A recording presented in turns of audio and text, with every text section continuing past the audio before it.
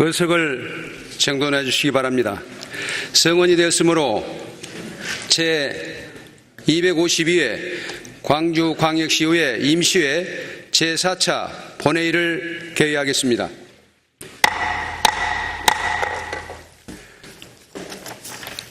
보고사항은 전자의 보고자료로 대체하고 보고드린 자료대로 회의록에 게재하도록 하겠습니다. 오늘은 시정에 관한 질문과 시급한 안건을 의결하도록 하겠습니다. 의사일정 제1항 시정에 관한 질문을 상정하겠습니다.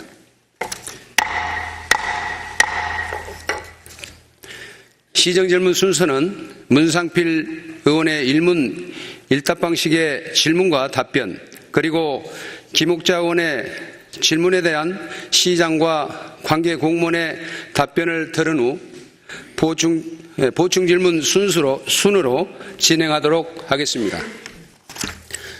질문하실 의원께서는 20분을 초과하지 않도록 시간을 지켜주시고, 답변하실 시장과 관계 공무원께서는 의원의 질문 요지를 정확히 파악한 후 성의 있는 답변이 되도록 협조해 주시기 바랍니다. 그럼 문상필 의원 나오셔서 보충 질문을 포함하여 40분을 초과하지 않는 범위 안에서 일문일답 방식으로 질문해 주시기 바랍니다.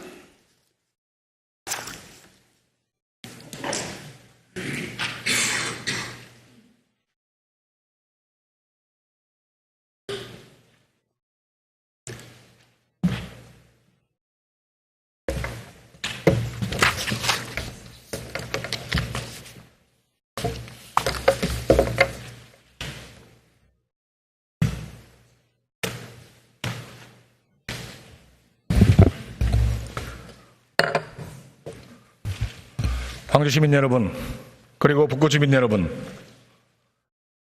조세철 부의장님과 동료 의원 여러분, 윤장현 시장님으로 비롯한 관계 공무원 여러분, 북구 출신 문상필 의원입니다. 광주 시민 여러분, 광주는 어떤 정체성과 브랜드 가치를 위해서 노력하고 있습니까? 그리고 광주시는 그런 것을 위해서 미래 성장 동력으로서 먹거리와 일자리를 어떻게 고민하고 있는 것입니까? 그리고 그러면서도 소외계층들의 삶의 질 향상을 위해서, 또한 주민 편익을 위해서 어떤 작은 것이나마 노력을 하고 있고 놓치지 않고 있습니까? 그런 고민하에 이번 시정질문을 준비하게 되었습니다. 광주시는 브랜드 가치와 정체성 확보를 위해서 10개의 도시를 선언하거나 준비하고 있습니다. 그리고 구강 경계 조정을 한참 준비하려고 합니다. 또한 영구임대 아파트 문제와 하수 광거 문제를 오늘 그런 의미에서 점검해 보도록 하겠습니다. 광주시는 10개의 도시라는데 한번 헤아려 보실까요? 혹시 어떤 도시가 광주가 표방하고 있고 무엇을 준비하고 있는지. 먼저 아시아 문화중심도시, 동아시아 문화도시, 문화도시, 미디어 창조도시, 문화파트 4개를 준비하고 있습니다. 그리고 여성도시, 여성친화도시, 어린이 친화도시, 안전도시, 건강도시, 인권도시, 태양에너지도시, 이렇게 10개를 준비하고 있습니다. 그런데 이 10개 중에서는 7개가 각 독특한 조례를 가지고 있고, 2개는 인권 보장에 관한 조례와 성평등 지원 조례에서 여성 친화 도시를 조항 하나로 준비하고 있습니다. 미디어 아트 창의 도시는 아직 조례나 운영회의가 준비되지 않고 현재 진행 중에 있습니다. 조례를 만들어서 하겠다고 하는 것은 더 완벽하게 자신 있게 일을 해보겠다고 하는 의지가 있는 것이지요. 그러면 가장 중요하게는 조례를 잘 지키고 있는 것이냐를 파악해 볼 필요가 있는 것입니다. 10개의 도시 중에서 어린이 친화도시, 안전도시, 태양에너지 도시는 기본계획과 매년 실시계획, 그리고 위원회, 여러 가지 사업들을 조례에 규정한 내용대로 잘 진행하고 있었습니다. 이 자리에서 그 세 가지 업무를 담당하고 있는 관계 부서와 실무계 국장님들에게 감사의 말씀을 드리겠습니다. 그러나 문화 도시에 근거한 여러 가지는 문화 지표도, 문화 지수도, 여러 가지 보조도, 계획도 많이 미비하고 있는 실정이었습니다. 또한 구강경제조정 논의가 많이 되고 있습니다. 저는 이렇게 진행되는 구강경제조정 동의할 수 없습니다. 국회의원 정수 유지만을 위한 구강경제조정 2011년도에서 실패했습니다. 또다시 똑같은 전철을 받고 있는 이 구강경제조정 동의할 수 없습니다. 용금 아파트 조례를 입주민 삶의 질 향상 지원 조례로 제가 2011년도에 만들었습니다.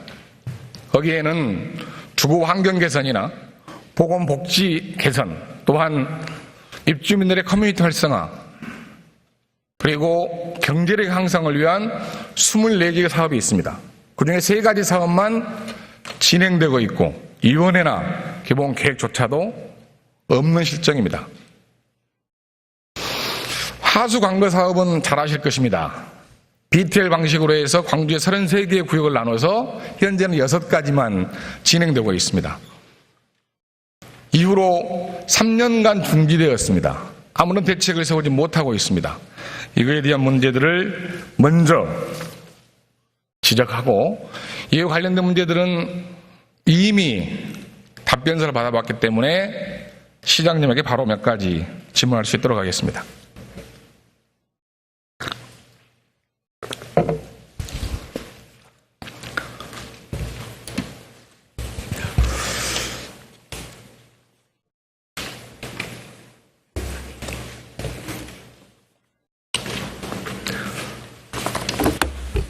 네, 시장입니다. 시장님, 이번에 저도 처음 알았습니다. 광주에 표방하는 도시가 10개 있다는 것을. 예. 왜 광주는 이런 도시를 하려고 하는 것이고, 왜 광주는 문화도시이고, 왜 광주는 안전도시이고, 건강도시이고, 이런 걸 하려고 하는 이유가 무엇이죠? 왜? 뭐 설명이 이런 식의 설명이 적절할지 모르겠습니다만 요즘 저는 이런 부분들을 조금 쉽게 한번 정리를 해보고 있습니다. 우선 도시는 살 수 있는 도시가 되어야 된다고 생각합니다. 우선 안전해야 되겠고요.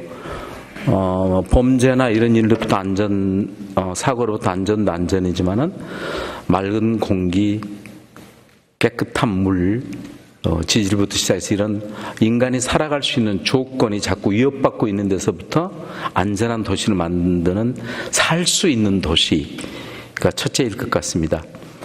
두 번째로는 지금의 세계 경제의 여러 변화, 그리고 인구의 변화, 일자리의 문제, 이렇게 하면 도시가 생존해갖고 살아남을 수 있는 도시가 되어야 된다고 생각합니다.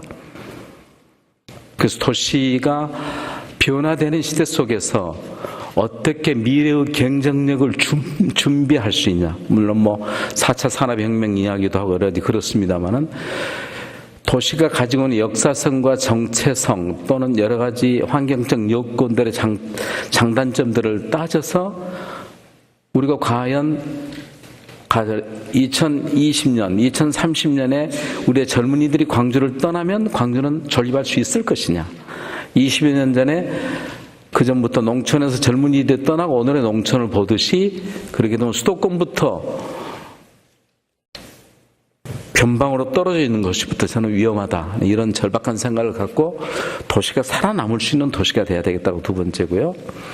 세 번째는 살만한 도시가 돼야 된다고 생각합니다. 여기는 공동체의 문제, 소수자 약자의 배려의 문제, 그리고 자연과 문화의 향유의 문제.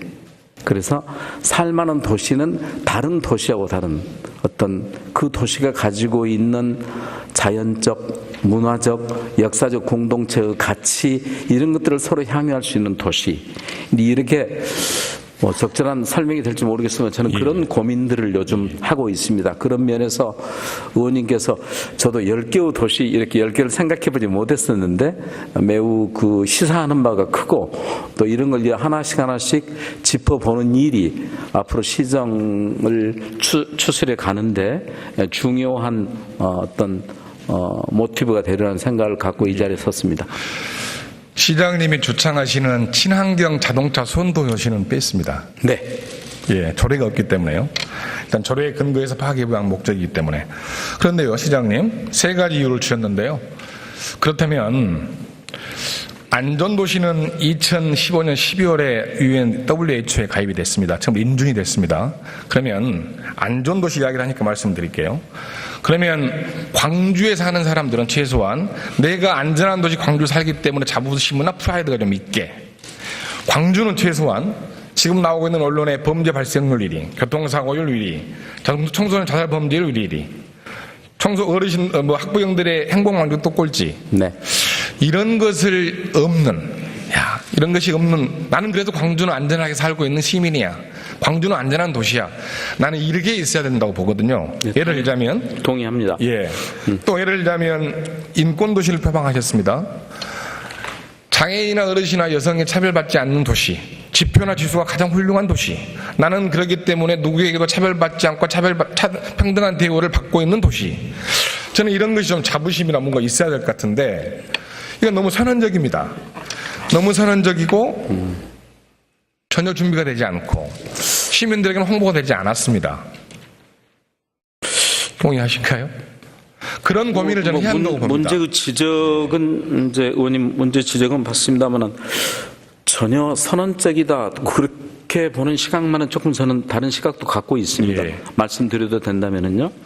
안전도시, 국제 안전도시는 모든 것이 안전하다는 것을 확인해 주는 게 아니고 그렇습니다. 이 도시가 안전도시라는 아젠다를 크게 생각하고 거기에 대해서 시스템과 계획을 점검할 플래닝을 갖고 있다는 것을 증명받은 것입니다. 그래서 이제 그런 목표를 향해서 가는 것이고요. 뭐 유의미한 통계들도 조금 있습니다. 예를 들면은 지금 저희가 교통사고율, 사망률이 많이 줄고 있고요. 전국에서 자살률이 가장 떨어진 도시가 되고 있고요.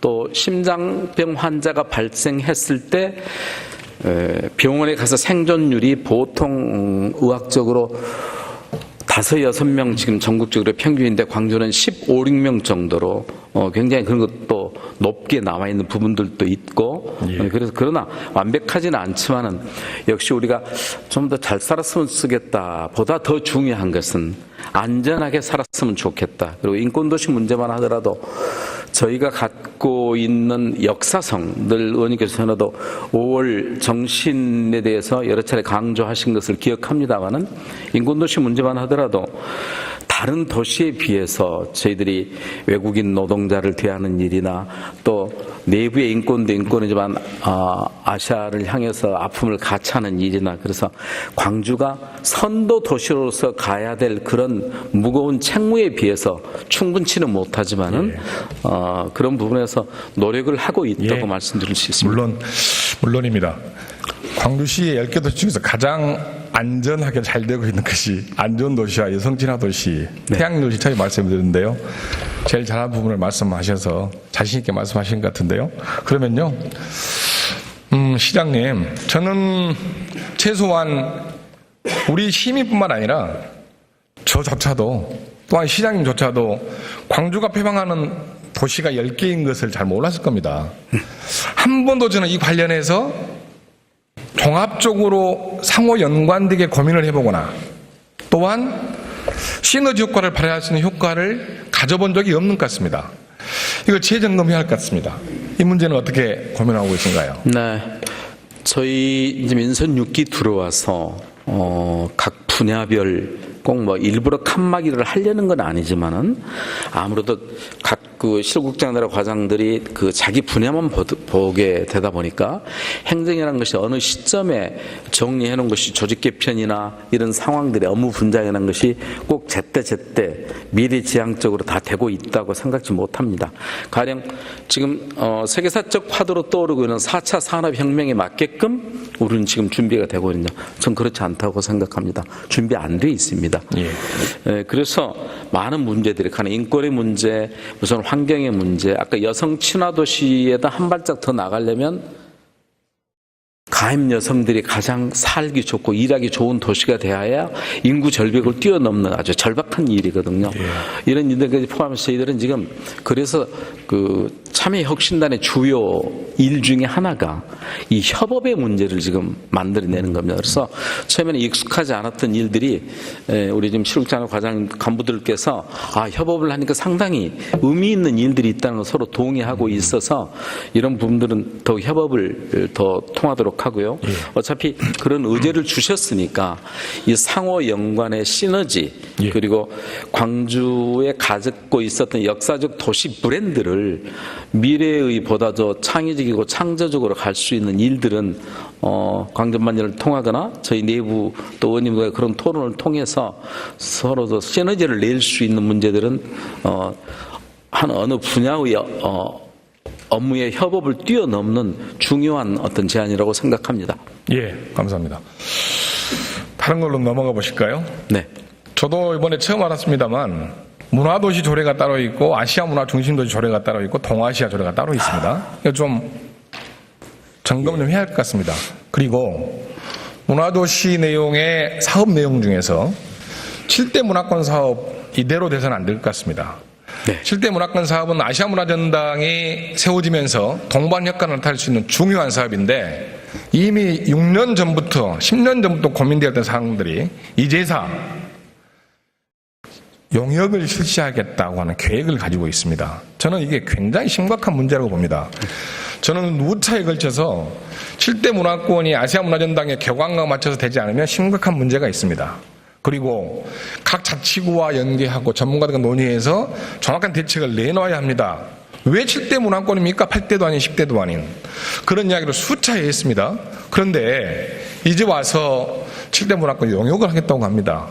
너무 때가 빠를 때일 수도 있습니다만 이 문제는 시에서 너무 하신 것 아닙니까? 지금 저도 문제를 인정합니다. 그러나 그 7대 문화권의 계획을 설정할 때 조금 더 섬세하게 하지 못했던 부분이 또 있다고 느낌이 있고요. 또 문제는 이런 부분들을 해가는데 결국은 재정적 뒷받침에 대한 계획이 정부 국비와 또 민간 자본 투자 계획들이 대부분이 돼 있어서 그동안 모든 아시아문화 중심 도시 조성의 중심은 전당 개관, 전당 건립에만 주로 맞춰 있다 보니까 그게 한계가 있는 걸로 알고 지금의 용역은 이런 부분들을 좀 현실성 있게 판단이 재구성이 필요하다. 이런 전문가들의 지적에 의해서 무조건 7대라는 걸 금과 옥조식으로 계속 현실성이 없는데도 갖고 가는 것이 맞느냐 이렇게 생각을 하고요. 그러나 그것만 보고 있을 수가 없었기 때문에 어제 의원님들께 제가 보고 말씀드렸습니다마는 어쨌든 아시아문화 전당 개관에 맞춰서 주변 구도심의 활성화 또 아시아문화 중심 전당을 활성화시키기 위한 금남로권과 여러 가지 이런 문화의 프로젝트 또 저희들이 시립미술관 그리고 비엔날레관 또 근처에 있는 문예회관 민속미술관 또 국립박물관까지 함께 협업을 해서 그쪽을 아트파크로 일단 저희들이 이미지를 심고 아트 피크닉 같은 매주 주말이면 우리 아이들 데리고 거기 가면 여러 가지 프로그램을 함께 할 수 있는 그런 공간으로 7대 문화권하고 그것만 기다리고 있을 수 없으니까 그런 일들 또 무등산권에 지금 이번 주말에도 벌어집니다마는 전주 한옥마을하고는 또 다른 또 순천만 정원하고는 또 다른 그런 차별성 있는 자연과 문화, 풍류가 어우러지는 일들은 해가면서 방금 의원님께서 지적하셨던 7대 문화권을 금고 옥조로만 이렇게 생각할 것이 아니라 실질적인 재점검이 필요한 면에서 지금 영역이 들어갔다고 말씀드리겠습니다. 많은 시민들이 아쉬움은 좀 있을 것입니다만 시장님이 그런 말씀으로 늦게나마 시작한다는 것에 대해서는 동의가 됩니다. 그 말씀처럼 잘 진행되었으면 좋겠습니다. 네. 거기에 덧붙여서 하나만 더 제안을 드리겠습니다. 시장님 미디어아트 창의도시가 2004년 12월에 됐습니다. 2014년 12월에. 시민 여러분, 미디어아트 창의도시는 전국 세계적으로 8개국에 9개 도시가 하고 있습니다. 필리핀의, 프랑스의 리옹이나 일본의 삿포로 같은 도시에서 미디어아트 창의도시가 되고 있는데요. 미디어아트 창의도시나 포함해서 유네스코에서 지정하는 창의도시가 7개 분야가 있습니다. 대한민국 광주가 미디어아트 창의도시고, 서울이 디자인, 이천이 공예, 이런 것처럼 통영이 음악 하고 있습니다. 광주가 지정된 지 1년 10개월 됐습니다. 그런데 광주가 그간에 별다른 움직임이 좀 없었습니다. 여러 가지 사업은 저에게 주시긴 했지만 이 사업 자체는 문화재단에서 처음부터 제안했던 사업이었고 현재 진행되고 있는 사업들이 그렇게 얼기설기 엮여지는 상황이지만 4년 일몰제입니다. 2018년 다시 재제동되는 것인데 저는 좀 더 노력하셔야지만이 재지정이 될 것이다. 네. 그렇게 생각이 들고요. 그런 지점에서 실대 문화권과 다시 재연계가 좀 미디어 아트 창의도시가 연계돼야 할 것 같습니다. 여기서 제안 하나 드리자면 동구는 아시아 문화전당이 중심에 있고 남구에 빛골 시민문화관이 있으면서 여러 가지 방금 말씀하신 홀로그램 극장이나 파사드나 여러 가지 진행 중에 있습니다. 서구, 북구, 광산구는 뭐가 있는지 모르겠습니다. 그래서 서구 같은 경우에는 풍암 미디어아트 수변공원 같은 또는 광산구 같으면 쌍암 미디어 아트파크 공원 같은 그리고 북구 같은 경우에는 우치공원에 대한 고민이 필요할 것 같습니다. 우치공원 같은 경우에는 우리 아이들이 저도 어렸을 때는 꿈과 희망의 공간이었습니다. 지금은 그렇지는 못하고 있습니다. 많이 좋아졌습니다. 동물원이라. 그렇습니까? 네. 그래서 미디어아트 창의도시와 연계한 미디어아트 랜드가 좀 됐으면 좋겠다. 이런 경우가 캐나다의 퀘벡주에 숲이 있는 밤이 있는 숲 거리가 있어가지고 많은 시민들과 세계적인 관광 명소가 되어서 꿈과 희망을 심어가고 있습니다. 네. 그래서 미디어아트 창의랜드 같은 것이 좀 벨트화되어서 7대 문화과 연계된다면 방금 말씀드린 세계의 다른 지역도 함께 연계해서 고민되었으면 좋겠다는 제안을 드려봅니다. 어제도 제가 그 요코하마를 재생시킨 40년간 도시 디자인을 맡았던 구니요시 교수를 제가 도시 디자인 자문관으로 좀 청을 드려서 1년에 일주일씩 4차례를 한국에 오셔서 그래서 어제 1년에 그 과정들 어젯밤 여러 분야들 저희 국과장들하고 같이 토론을 2시간 정도 했었습니다. 미디어 아트 창의 도시가 되는 것은 저희가 그동안 어려운 중에도 광주 비엔날레를 해왔던 그 큰 아마 역사적인 산물이라고 생각하고 그게 아시아 문화 전당 개관과 맞춰서 융합하고 콜라보레이션을 할 수 있는 좋은 기회를 저희가 잡았다고 생각합니다. 근데 거기에 비해서 의원님께서 지적하신 대로 여러 재정 형편상 또는 그 전략적인 접근이 충분치 못했다는 것을 인정합니다. 그리고 그런 부분에 물론 모든 것이 선택과 집중도 필요하고 어떤 부분에 형평성이라는 원칙도 향유권에서 문화 향유권에서 필요하다고 생각합니다. 그래서 미디어 아트를 어떻게 해석할 것이냐는 문제들도 남아 있습니다. 그러나 분명한 것은 근래에 와서 걷고 싶은 거리, 가까이 다가서는 그런 공간들을 하는데 미디어 아트라는 큰 폭에서 보면은 조명과 다른 미디어 아트 디자인 작품들 이런 것들을 융합하는 형태들이 있습니다. 그래서 그 조명을 따라서 그 길을 쭉 걷는 일들이랄지 어제도 그런 아이디어가 많이 나왔습니다만은 그래서 의원님께서 그런 제안하신 부분들은 전문가들과 함께 저희들이 미디어 아트 창의 도시를 승인을 얻기 위해서 참여했던 학자들 또 전문가들 또 아까 말씀드린 우리 또 작가들이 전국적으로 세계적으로 유명한 작가들도 배출된 지역이기 때문에 그런 좀 폭넓은 논의를 통해서 일시에는 다 못하더라도 단계적으로 그런 해내는 걸 말씀드리고 특별히 아까도 잠깐 제가 언급을 했습니다만은 지금 우치공원 있는 문제는 정말 동물원 이런 부분들도 민선 6기 들어서 획기적으로 많이 지금 변화시키고 있고 단순한 동물원이 아니라 거기 가면 힐링 될 수 있는 그런 부분에 있어서 조명 부분들 같은 것들도 고민해 보도록 하겠습니다. 예, 감사합니다. 다른 부분으로 넘어가겠습니다. 시장님, 영구임대 아파트 말씀 좀 드리겠습니다. 광주에서 영구임대 아파트에 거주하신 분들이 가장 어려운 분들이십니다. 네. 거기에는 대략 장애인분들과 어르신들이 78% 정도 거주를 하고 계십니다. 그리고 장애연금이나 노인연금 받고 계신 분들이 80% 되십니다. 그리고 갈수록 어르신들과 장애인으로 채워지고 있습니다. 네. 어르신들이 9%가 증가했습니다. 5년 전보다. 그런데 광주시는 전혀 고민되지 않고 있습니다. 제가 그 조례를 제정했습니다. 그 당시 2011년도에 그래서 6분의 지역구를 둔 의원들과 함께 조례 제정을 하고 2013년도에 정책 플랫폼을 만들어서 점검도 한번 했습니다. 그런데 24가지 사업 중에 3가지 되고 있습니다. 지금 현재 어느 부서에서 무엇을 하는지조차도 파악이 안 돼 있습니다. 저는 도시재생국이나 여성청소년 정책관실이나 복지건강국이나 일자리경제국이나 이런 많은 파트들의 부서들이 도시공사나요? 고민 좀 돼야 될 것 같은데 이 업무는 그냥 도시공사에서 조금 하는 주거복지 관련 고민하는 정도 수준?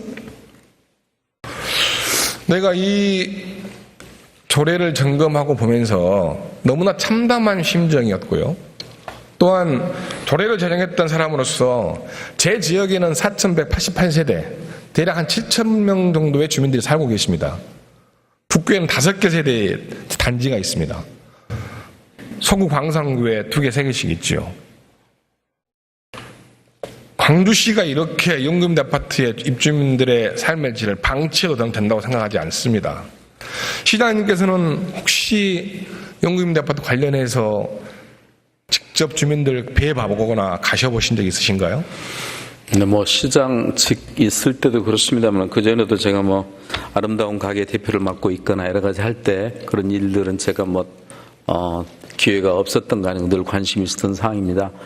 광주가 가야 될 지향점이 여러 가지 가치가 있겠습니다만은 저희가 더불어 살아간다는 표현은 늘 소수자, 약자, 또 배려받아야 될 사람들이라는 손길을 놓지 않는 것이 또 그 일들을 해야 된다는 일들을 잊지 않고 행정을 해야 되는 것이 매우 중요하다고 생각합니다.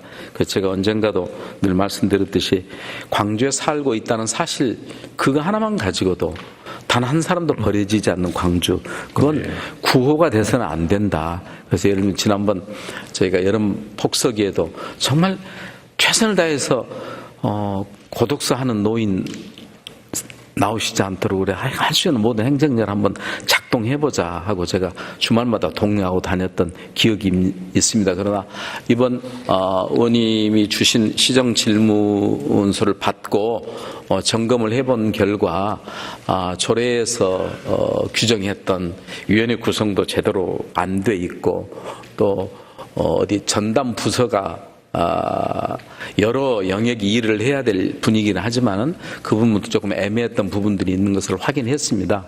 그래서 어제 도시공사에서 몇 가지 현실에 대해서 문제를 인식하고 있고 그래서 이번 시정 질의가 끝나시면 내주 초에 예. 의원님께서 제안하신 또 지적해 주신 여러 문제들을 포함해서 다시 한번 이 문제들을 재점검해서 그분들이 그냥 어느 계층이 다르고 소득의 수준이 다르고 몸이 불편하고 안 불편하고 이 차이가 아니라 사실 그분들이 우리의 이웃들이고 어버이들이란 그런 생각들의 마음을 갖고 다시 한번 다잡는 그런 계기로 삼도록 하겠습니다. 예. 시장님.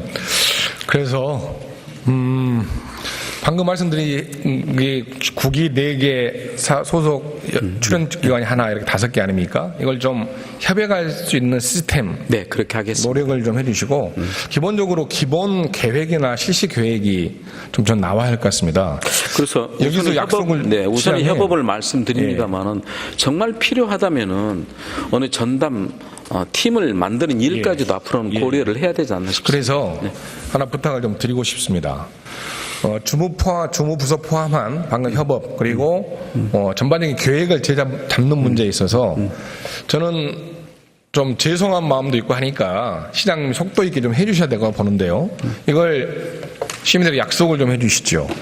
언제까지는 해서 대략 중장기 계획은 세우고 예산 확보를 하겠다. 저는 제안하건데 지금 올해 예산 내년 저는 어렵기 때문에 내년 전반기 추경대까지는 좀 고민을 해주셔서 네. 그에 대한 대책을 세워주시고 네, 예산 확보뿐만 아니라 여러 가지 중장 계획을 그 내주시는 말씀을 것이 포함해서 예. 저희들이 이번 시정질의가 끝나면 의원님들께서 지적하시고 또 합리적인 대안을 주신 문제에 있어서는 당연히 그런 구체적인 로드맵까지 할 수 있는 대로 보고 드리도록 하겠습니다. 예.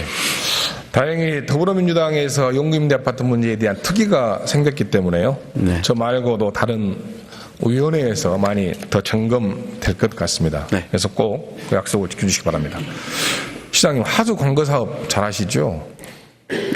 이게 한 잘한다고, 1조 네. 9천억 들어가는 네. 사업인데 네, 네. 광주시의 33개 분구 중에서 6개 아까 됐습니다. 말씀 계셨습니다. 7번째가 되는데 그 아까 말씀드린 가장 어려운 분들이 사신 지역에 도암동, 평양동 지역에 설치 설계만 해놓고 아직도 못하고 있습니다. 물론 광주시의 예산 구조 또한 BTL 방식으로 진행하는 사업 어렵다는 거 압니다. 그러나 그분들은 여러 가지 삶의 문제에서도 뒤처져 있고 또한 악취와 이런 것에도 뒤처져 있고 저는 광주시가 너무 힘들고 어렵지만 네. 방법을 세워야 할 것 같습니다. 네. 이걸 단순히 국비사업과 빚딜 방식이 안 되니까 하지 않겠다. 예산 방법이 된다고 하면 하겠다. 하수 요금 올려서 할 수 있는 문제 아니지 않습니까? 충분히 압니다. 시장 예산 네. 구조 힘들고 어려운 거 충분히 아는데 더구나 나머지 사업 하려면 1조 6천억 정도 들지 않습니까? 네. 하수도 특별하게 관련된 한 700억 정도 있는 것, 1000억 정도 있죠. 1000억 정도 있는 것 10년 동안 써도 해결할 수 없는 이 문제인데 예. 저는 그러면 이거에 대한 고민과 대책들은 어떻게 하겠다고 하는 내용들은 시민에 좀 알게 할 것 같습니다. 네. 그리고 최소한 설계된 것은 해야죠. 네. 방법은 찾아보셔야죠. 네, 의원님께서 현장의 상황에 대한 안타까움과 저희들 또 시 재정 형편까지 속속들이 다 알고 계셔서 이 한계들도 잘 아시면서 지금 그런 제안을 하신 심정을 저희가 잘 이해하겠습니다. 그래서 이 일이 우선순위가 어떻게 돼 있는지에 대해서 다시 한번 점검을 하고 또 특별회계의 관계에 있어서 정말 어떤 여지가 있는지 제가 언젠가 그런 이야기를 한 적이 있습니다. 지방조폐공사 사장까지 지사장까지 함께 좀 해줬으면 좋겠다. 농담 같은 그런 이야기를 했었습니다만은 결국은 두 가지가 재정 운영에서는 그런 원칙이 있을 것 같습니다. 아까 제가 도시가 살아남아야 된다는 미래 먹거리 준비가 중요하고요. 또 한 가지는 역시 행정에 있어서 공공성이라는 가치, 그래서 개인적인 소득의 수준의 한계를 뛰어넘지 못하는 정말 소수자 약자에 대한 배려, 이 두 가지가 저 개인적으로는 재정 운영에 있어서 상당히 중요한 가치로 생각하고 있다는 말씀을 드립니다. 예. 이 문제는 계속 아픈 문제입니다. 고민 어쨌든 해주시기 바랍니다. 네. 세 개 이야기 있는데 마지막 하겠습니다. 시장님, 오늘 언론에도 나왔던데요. 시장님이 생각하시는 광주 구간경제적인 상은 어떤 겁니까? 구간경제적, 의원님께서 그렇게 오늘 말씀이 계시어서 제가 단편적으로 이렇게 말씀드리는 근데 제가 답변서를 좀 준비했습니다만 혹시 그냥 아까 답변서 이걸로 대체하시고 따로 말씀을 원하시는 것인지요? 답변서로 이야기할까요? 아니, 답변서를 준비하셨기 때문에 네. 읽기라도 기회를 드리는 겁니다. 그냥 간단하게 이야기하신다면 그래서 구간경제 어떻게 생각하시는 겁니까? 간단하게 이야기해 주시죠. 어제 읽었던 내용이고 하셨던 이야기이긴 하지만 네. 그래도 공식적인 자리니까 이 말씀은 단편으로 일문일답보다도 전체적인 정책 기조를 시장이 책임 있게 밝히는 게 더 적절하다고 생각합니다. 의원님께서 그렇게 허락해 주시면 그렇게 하겠습니다. 네, 어제 조서철 의원님 그리고 오늘은 문상필 의원님께서도 자치구간 경계 조정에 대해서 질문 주셨습니다. 다소 관점이 조금 다른 부분들도 없지 않습니다만은 두 분 의원님께서 관심을 갖고 질문 주셨는데 시장으로서 우리 미래 발전에 또 시장뿐만 아니라 여러 의원님들께서도 미래 발전의 핵심 사안인 자치구간 경계 조정에 대해서 책임 있게 답변해야 될 필요성을 느낍니다. 현실적으로도 주거와 복지 혜택 그리고 근린생활 환경과 편의시설, 조세 부담 등 자치구 주민 간의 권리와 의무에 어느 정도 차이가 있어서 불균형을 해소할 필요성이 제기되고 있는 것도 사실입니다. 불균형 해소 관점도 그렇고 거시적 관점에서 보면 도시 간 또는 지역 간의 균형 발전이 곧 국가의 경쟁력 제고로 연계된다고 말하고 있으면서도 막상 우리 시 안에서의 자치구간 균형 발전도 도시의 미래 발전을 위한 매우 중요한 의제라는 생각을 다시 한번 갖습니다. 그래서 인구 및 재정 등의 형평성들을 감안해서 행정 단위를 적정 규모로 설정해 줌으로써 행정의 효율성 제고는 물론 자치구가 독자적으로 생존력과 대외 경쟁력을 가질 수 있도록 적극적으로 뒷받침해 줄 필요성이 있다고 생각합니다. 이러한 차원에서 시장인 저 또한 자치구간 경계 조정이 필요하다는 의원님의 말씀에 적극 공감하고 있습니다. 대도시권역에 사는 주민들은 학연, 지연, 혈연 등 이런 향토색과 정서적 결속력이 강한 일선 시군 단위에 비해서 비교적 상대적으로 출생이나 성장의 정체성이 민감하지는 않기 때문에 경제 조정의 가능성이 일선 자치구 군 단위에 비해서는 조금 부담이 덜한 부분도 없지 않다는 정서적인 생각을 갖습니다. 복잡 다단하게 얽혀 있는 정치적인 이해관계가 첨예하게 대립되는 것이 오히려 큰 문제로서 보여지지 않을까 하는 생각을 갖지만은 자치구간 경계 조정은 그런 면에서 결코 쉽지만은 않은 의제입니다. 실제 그동안의 자치구간 경계 조정에서도 아까 의원님께서 지적하셨듯이 큰 틀에서 접근하지 못하고 인구의 기초에서 일부 도움을 재배치하는 수준으로 지역 간의 불균형을 일시적으로만 완화시키는 임기응변적 대응 측면이 있습니다. 그러나 이번에는 그렇게 접근해서는 안 된다는 우리 동의가 필요하다고 생각합니다. 따라서 제대로 된 자치구간 경계 조정을 위해서는 인구 불균형 해소 및 도심 공동화 대책, 지역별의 특성 고려, 주민 편익 균등 제공 등 분명한 원칙을 가지고 광주의 100년 대계를 생각하고 장기적이고 큰 틀의 경계 조정이 필요하다고 생각합니다. 그래서 우리 시는 시의회 등 정치권의 동의를 전제로 내년 예산에 합리적인 자치구간 경계 조정 방안에 대한 용역별 예산을 반영해서 내년 초 가급적 빨리 연구 용역을 추진하고 싶습니다. 규모 있고 장기 지속적인 내용을 담은 자치구 경계 조정안이 나올 수 있도록 함께 노력했으면 좋겠습니다. 아울러 연구 영역에 착수하기 전부터라도 구청장님, 치구 의원님 그리고 국회의원을 비롯한 정치권과 학계를 포함한 전문가 간담회를 언론과 통해서 충분히 수시로 개최하고 주민 소통을 위한 시민공청의 다양한 채널들을 통해서 합리적인 경기 조정 방안들의 대안들도 함께 모색해 나가겠습니다. 그래서 이를 통해서 자치구간 경계 조정 방안이 마련되면 광주광역시 도시균형발전위원회를 구성해서 정치권과 공무원, 학계 등이 참여하는 가운데 각계가 각종 의견을 충분히 수렴하여 합리적인 조정 계획을 수립하겠습니다. 아시다시피 자치구간 경계 조정은 많은 시간과 비용을 필요로 합니다.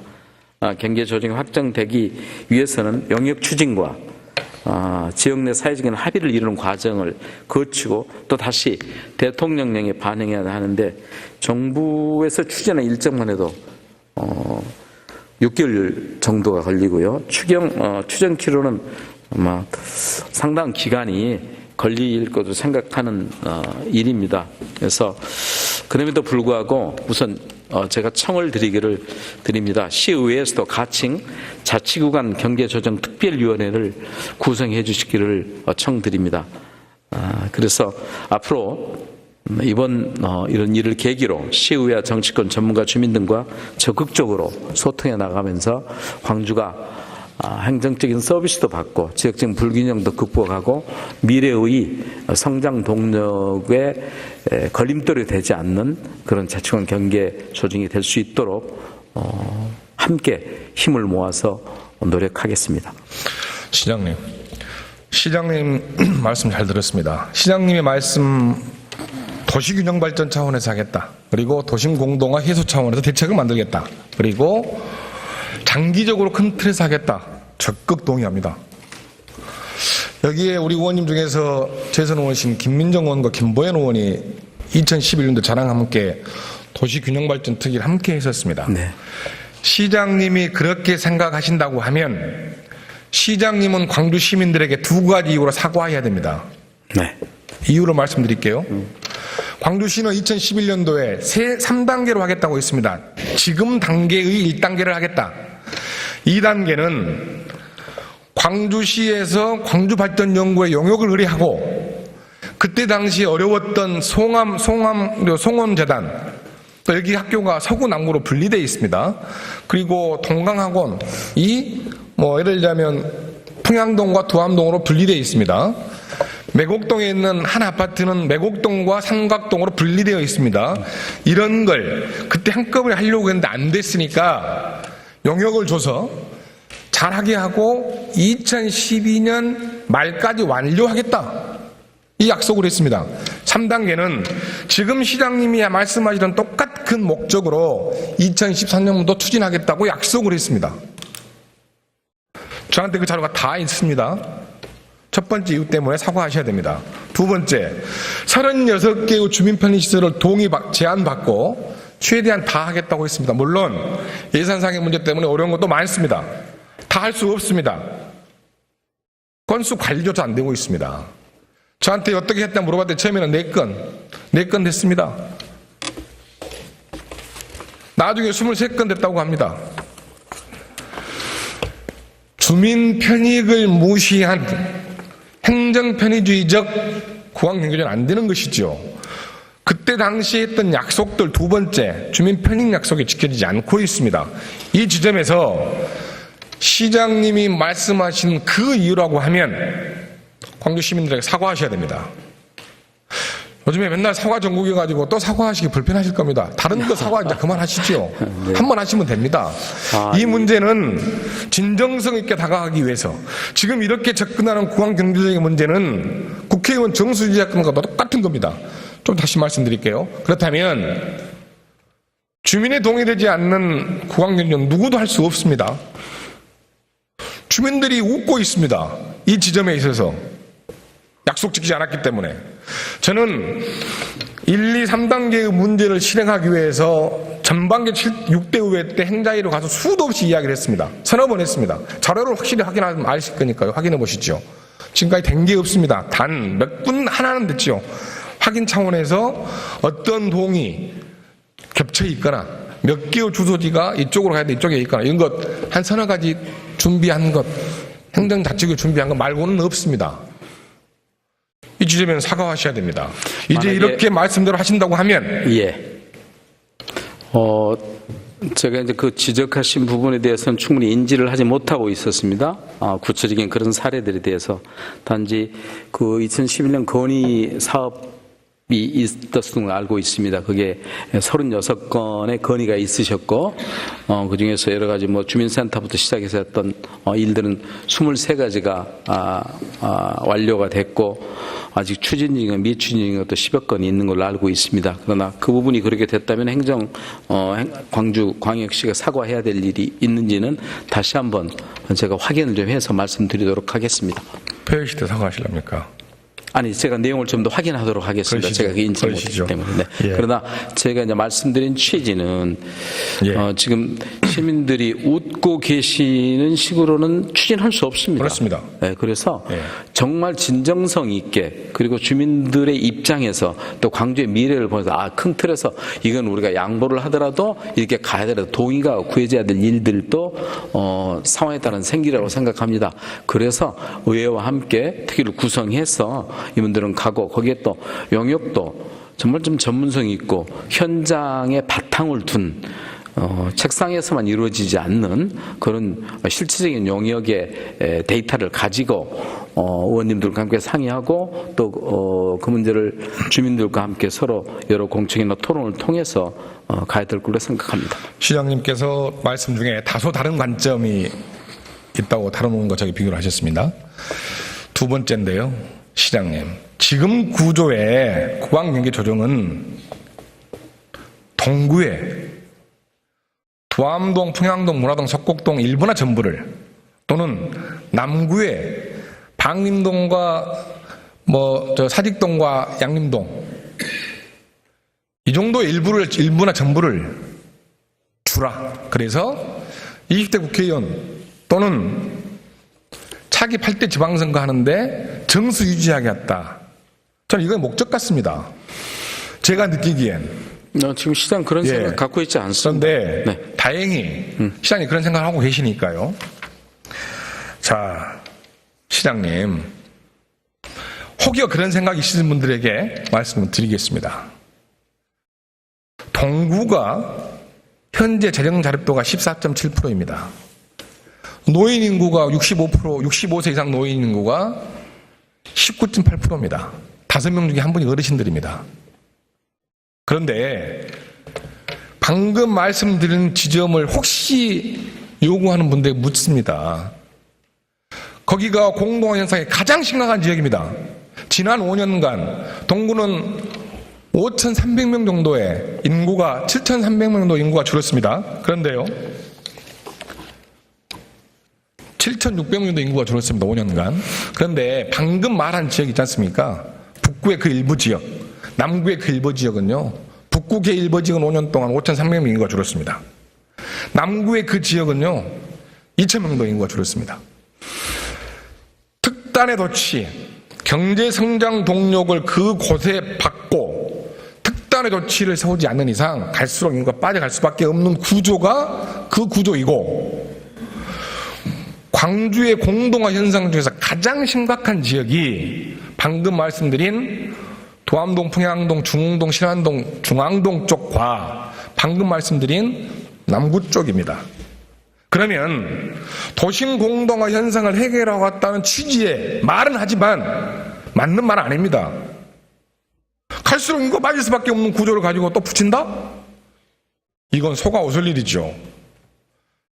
갈수록 심각한 공동화 현상이 심각하게 대두할 수밖에 없는 구조를 가지고 있는 것을 도심 공동화 현상을 대책을 해결하겠다? 말이 안 맞죠. 두 번째, 구간 균형의 균형 발전을 이루겠다? 저는 동의할 수 없습니다.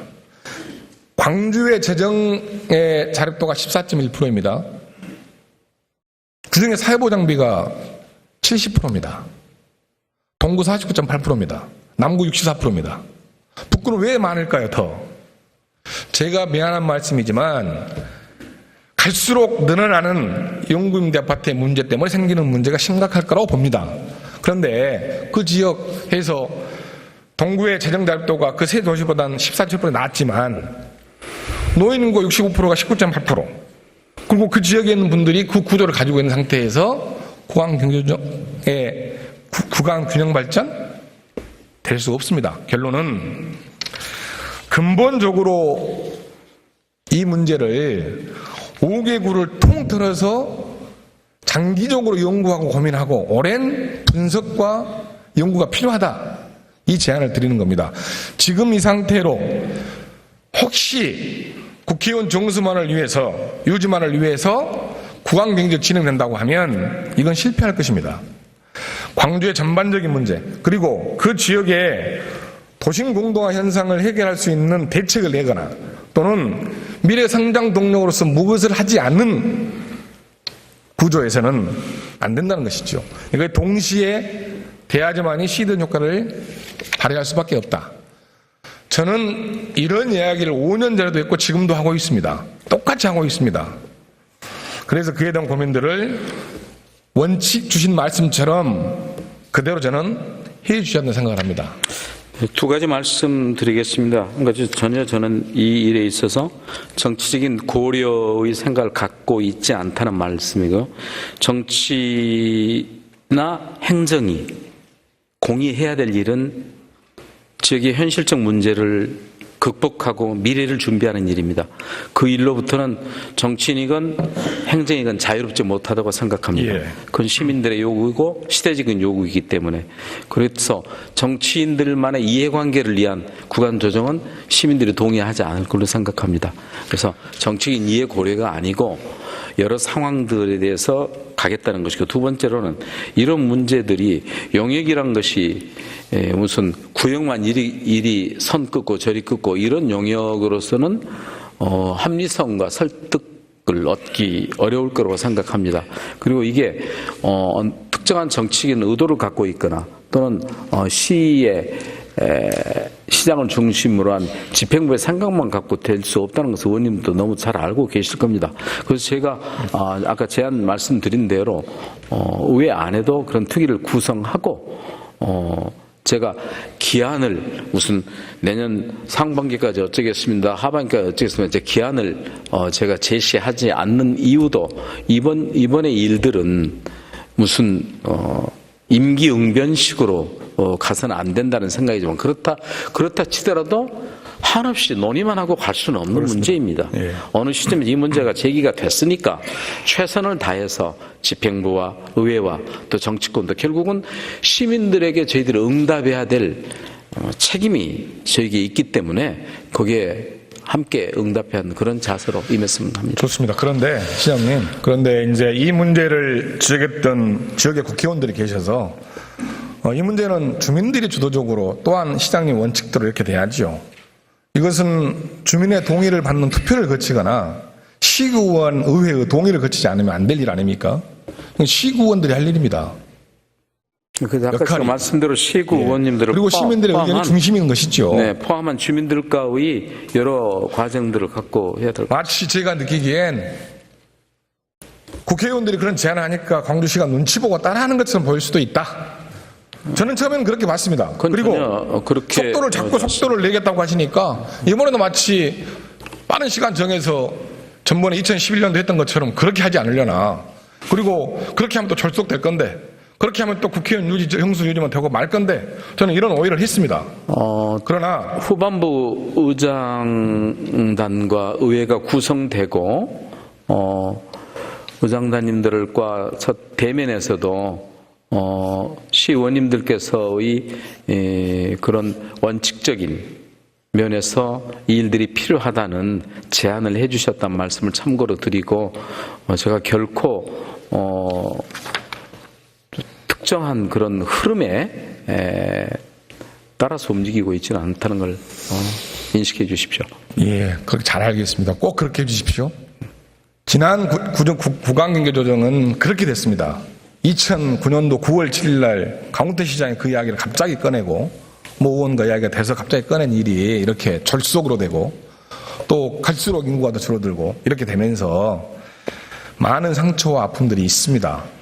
그렇게 안 되길 간절히 바라겠습니다. 우리가 아시다시피 뭐 시장의 역할과 책임 권한이 있습니다만은 이건 이런 일들은 그렇게 될 수 없는 일입니다. 모든 것은 주민을 위해서 하는 거고 주민들의 의견이 수렴돼서 돼야 되지 무슨 이건 아시다시피 행정명령으로 되는 일은 아니기 때문에 그런 분들 함께 오히려 뜻을 모아서 그런 일들을 주민들도 이해관계가 있을 수 있지만 오히려 집행부나 의회가 또 정치권이 시민들이 생각하실 때 정말 진정성 있게 제 일대로 추진하는구나 하는 그런 정서적인 동의가 먼저 있어야 어떤 결론이 조금 이해가 엇갈리는 결론이 나더라도 주민들을 설득할 수 있는 근거가 된다고 생각합니다. 시장님께서 답변 중의 내용을 광주의 100년을 보는 중요한 사업의 고민을 하겠다 이렇게 말씀을 주셨습니다. 그래서 광주가 이 문제를 통해서 도시공동화 문제에 대한 대책이 좀 나왔으면 좋겠습니다. 제가 생각할 때는 광주시는 도시공동화에 대한 대책이 별로 없습니다. 배경도 별로 없는 것 같습니다. 6개 분야 30개 사업 중에서 1,200억 정도 되는데요. 광주 시민만 포함된 자체 사업이 4,500만 원밖에 없습니다.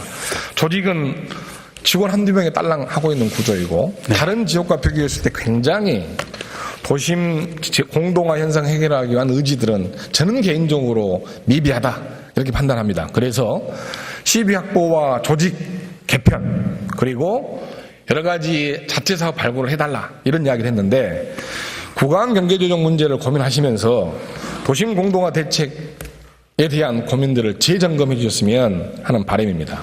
네, 말씀 깊이 알아듣겠습니다. 그러나 사실은 의원님, 도심 공동화보다 더 심각한 게 광주가 살아남을 수 있냐 없냐라고 생각합니다. 도심 공동화보다 더 심각한 것은 우리 청년들이 일자리가 없어서 광주를 떠나는 일입니다. 그건 도심 공동화가 문제가 아니라 광주 자체의 존립이 가능하냐. 지금 여러 산업 구조 개편 과정에서 해운, 조선, 철강, 중화학, 석유화학 다 경쟁력을 이뤘습니다. 그리고 버티고 있던 삼성전자와 현대자동차도 지금 여러 면에서 위기를 맞고 있습니다. 이렇게 아까 저 모두에 말씀드렸듯이 시장으로서는 이 역할과 책임이 안전과 민생 여러 가지 있습니다만은 정말 밤잠이 오지 않을 정도로 아이들의 일자리가 없으면 광주는 무너진다는 절박한 생각이 결국은 그 일이 도심공동화 많은 문제까지 예외로 생각합니다. 그래서 지금 취업의 문제와 더불어서 창업의 문제를 좀 고민하고 있는 것도 그런 부분이고, 특별히 문화중심 도시를 이런 기점으로 해서 뭐 청년 상인들 일들 또 문화기획자들 이렇게 해서 여기가 젊은이들이 떠나지 않고 만들 수 있는 이런 일들 또한 도심 공동화 문제에 따로 작업은 아닙니다만 결코 무관치 않다는 말씀을 드리고, 저희가 이런 모든 일들의 바탕에는 미래에 대한 불확실성과 위기가 상당히 심각하게 다가오고 있다는 것을 인식하면서 이런 모든 일들에서 보다 더 전향적으로 생각을 갖도록 하겠습니다. 감사합니다. 장시간 말씀 주셔서 감사합니다. 들어가시죠. 네, 고맙습니다.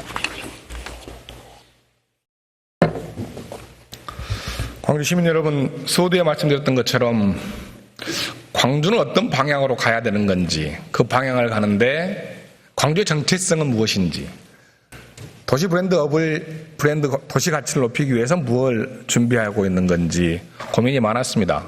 그걸 준비하고 있는 지정되고 있는 조례는 잘 진행되는 것인지 파악해 봤습니다. 이런 오늘 장시간 관련 국장님들이나 실장님들이 아닌 시장님과 이런 이야기를 나눠봤습니다. 시장님 과연 어떻게 생각하고 계시는지, 잘 파악하고 계시는지 어떻게 보셨습니까? 저는 광주의 미래는 밝다고 생각을 합니다. 광주는 그럴 힘과 에너지가 있습니다.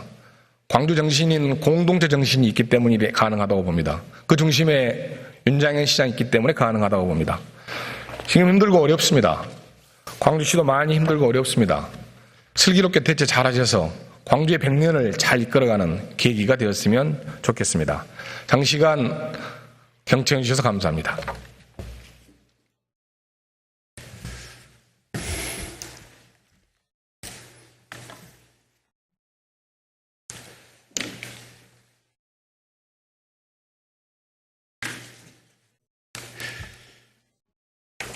문상필 의원과 시장 수고하셨습니다. 계속해서 김옥자 의원 질문할 순서이지만 원활한 회의 진행을 위해서 10분간 정해 후 속개하도록 하겠습니다.